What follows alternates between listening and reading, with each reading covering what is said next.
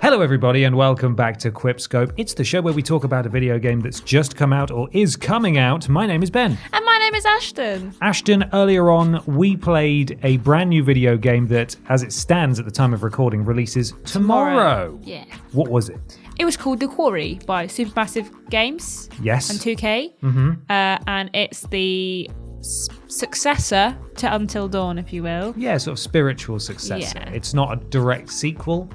It's very much the same kind of game. Mm-hmm. Obviously, they've been working on their Dark Pictures anthology stuff with House of Ashes last October. Yes, yeah. And then there'll be another one this October as well. But it turns out that on the side, they've been making this. Yeah. Dark Pictures anthology, I think, is Bandai Namco. They've been working with 2K on this one, as you said. Yes. And unlike the Dark Pictures anthology, which I think all of them can be beaten in just a few hours. Yeah. And you can do it in a sort of like a movie night kind of thing. Yeah. This one is a proper sort of 10 to 12 hour adventure like Until Dawn. So it's a bigger, meatier boy or girl. Yes, or girl. other. Or other. Who knows? Yeah. What did you think? Or what's the premise, I should say the first? premise is a summer camp called Hackett's Quarry Summer Camp. And you're basically following the camp counselors at the end of the summer. There's a bit of a prologue that we played that takes place before the summer starts and before the camp opens, which we're probably here. That we played through, and then we just kicked off the kind of main meat of the story, which is the end of the camp. So all the kids have gone home, and it's just the counselors kind of wrapping things up at the end. But I think the whole game is set in one night, so everything will take place in like the 12 hours from the beginning of the game, I think, is what I've gathered from it so far. So it's got Brenda Song in it, Justice Smith's in it. So where's Brenda Song from? Brenda Song is from Sweet Life of Zack and Cody. Justice Smith is from Will Smith. No, he's apparently not from Will Smith. Is he not? Some people in the chat were saying he's not from Will Smith. Doesn't he? He is from Detective Pikachu is where people know him from. He's the protagonist in that, outside of the Detective Pikachu, of course. Then you've also got David Arquette, who's a former WCW world champion. That'll mean Ashton's Well, you face kept has saying just his name and I didn't know who blank. he was. You might recognise him. He was in a lot of films in sort of the early 2000s, late 90s. So it's got some famous faces. Ted Raimi, Sam Raimi's brother. Yes, Ted Raimi is in it too. I don't know if he directed it and is in it. Not sure, but he's definitely in it. He is in it. He plays the sheriff.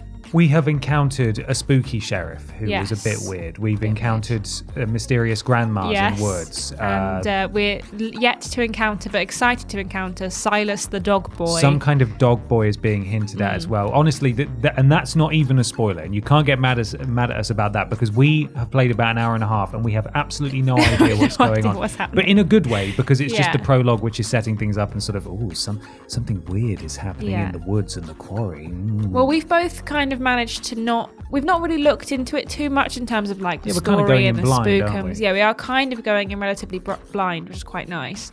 But we don't really know what's going to happen yet. We started off in the woods in a car with our boyfriend Max.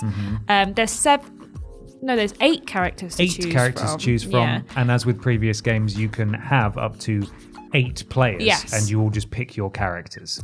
So there's lots of co-op modes. You've got a movie mode, which was you play through a designated storyline. You don't really get to choose.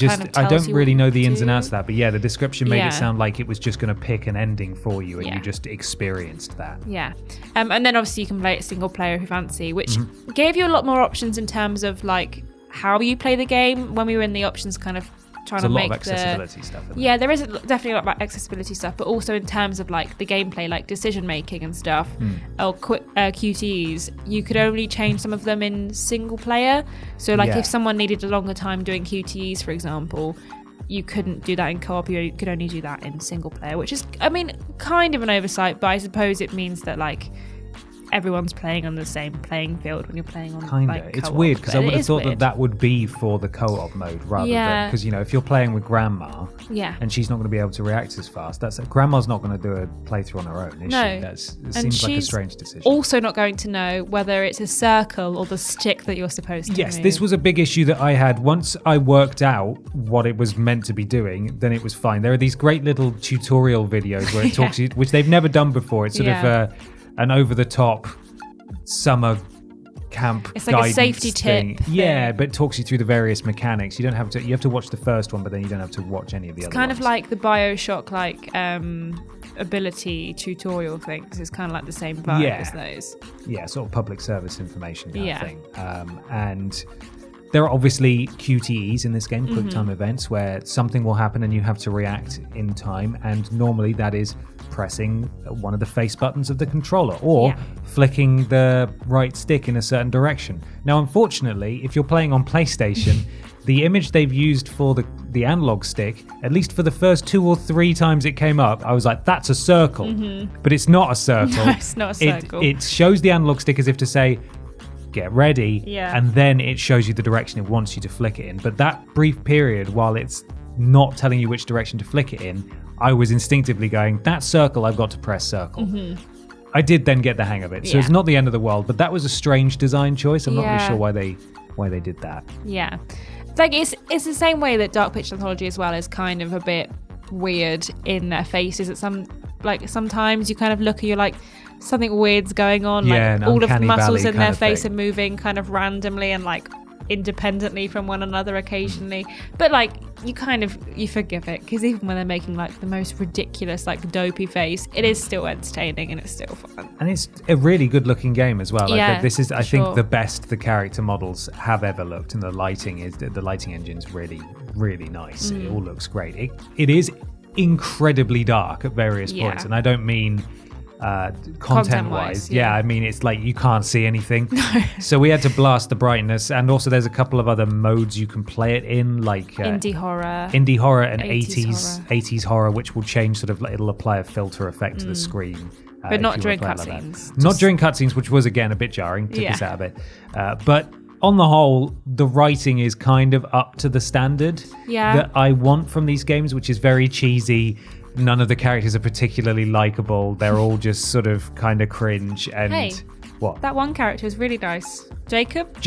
Was it Jake? Yeah, Jacob. Michael? Something like that. Generic anyway, name. he looked like a proper sort of meathead. Yeah. And then actually he was very entertaining. Yeah. I think the cast of characters, or the actors I should say, are what is going to bring the game to life beyond its kind of hammy writing, because I was very impressed by all the performances I saw. The voice acting is very good, for sure. It's really good. I don't know how the story's going to go, and I don't know if these characters are going to get absurdly grating, but it's almost certainly going to get extremely violent and really sort of distressing. It made us laugh a number of times when it wasn't meant to, which again I think is a thumbs up from us in that regard, because even though that wasn't what the developers were intending, the fact that there was this just incorporeal floating head in the back of the just in a quick shot, just in the back seat of the car, was like, what is that? That is so silly. I can't wait to play more of this. Me too. I'm really enjoying it so far. We're going to play through it on stream, the three of us. The VOD will be up tomorrow. Or I guess, today or tomorrow, depending on when this goes out. But it will be up on, so check that one out. But I think it's definitely got a lot of promise, and I'm excited to see what happens with it. We've already killed one character. Yes, we have. Well, maybe. We don't know for sure. We don't know yet. But I think they are a goner. We're gonna find out. Yeah. Remember, if you're listening to this on the audio version, you can go watch the video version and see some gameplay. And equally, it's too late in the video now, quite frankly. If you are watching the video version, we'll try to avoid putting pivotal, spoilery kind of decision-making moments in. But you could always just listen to the audio version if you wanted to on our podcast. Or just close your eyes. Just close your eyes. A big thank you to 2K, who supplied the code that we played this. We were able to experience the game through, and make sure you grab it tomorrow when it releases. I think on pretty much everything. Yeah, I think so. We'll put the platforms in the description of the video.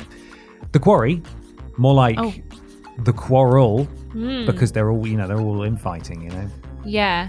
The Quarry, more like the QTE. Ooh. That's good. Okay. Thank you so much for listening / watching, everybody, and we'll catch you next time. Bye. Bye.